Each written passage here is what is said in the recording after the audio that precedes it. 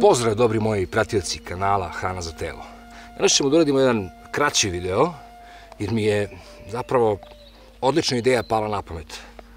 Svako od nas u kući uglavnom imate neko staro brašno zaboravljeno, koje je stajalo jako dugo i niste više sigurni da li da ga koristite, da li od njega nešto da spremate. Takvo brašno je idealno da nahranite mikroorganizme kad god sadite nešto u zemlju.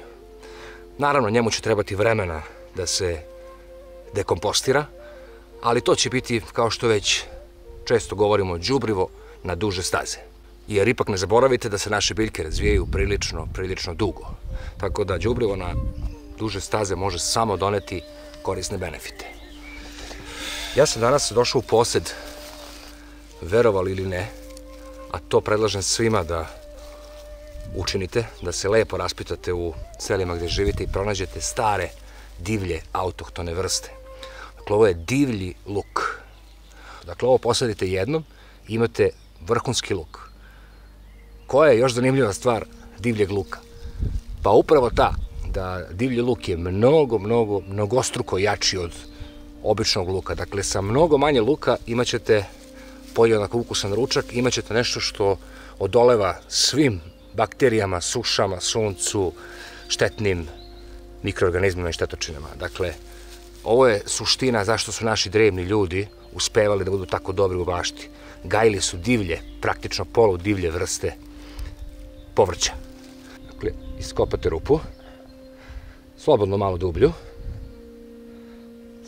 dublju rupu iskopajte, pospite malo brašna ovako u jednu ruku, ne mora ni mnogo.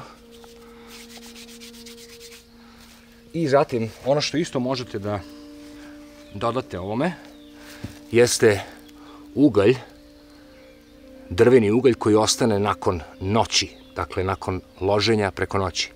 Uglavnom svi ljudi koji se greju na drva uveče zatvaraju cug praktično i dobijate ugljenik koji je goreo na jako visokoj temperaturi, ali bez dotoka vazduha. Tako da ovo je sjajna stvar, nešto poput biočara. Stavite slobodno malo unutra. Pokrite zemljom.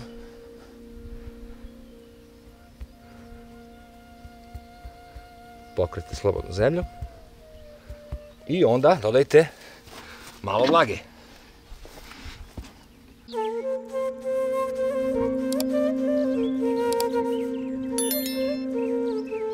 Nakon toga stavite vašu sadnicu. Ja ću staviti ovaj moj divlji luk, koji više neću morati nikada da sadim, nikada neću morati da brinem o njemu, a imat ću uvek jako ukusnog luka, jako ljutog luka.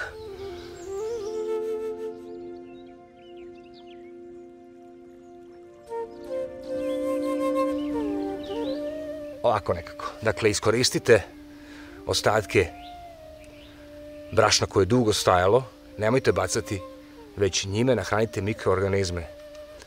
Nakon 2, 3, 4 meseca, u zavisnosti koliko vlage ima u našem tlu, ovo brašno će postati hrana za naše biljke. Ne samo za ovaj luk ovde, već i za okolne.